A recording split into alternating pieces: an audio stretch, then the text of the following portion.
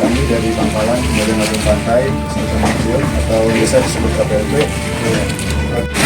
Karena ini mengganggu Pak, mengganggu masuk pelayaran, jadi kita himbau agar kalau bisa kapalnya berpindah Pak.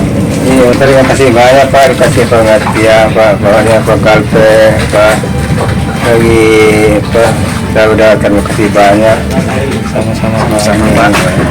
Kami menambahkan supaya kita sama-sama menjaga keselamatan pelayaran, karena itu adalah tugas dari kami dan yang kita harapkan kita selamat bersama ya Pak ya. Iya, oke. Bapak hati-hati jaga keselamatan kapal. Ya, langsung laporan sama sekitar kalau terjadi apa-apa ya. Oke, ya udah itu aja. Terima kasih ya Pak. Sama-sama.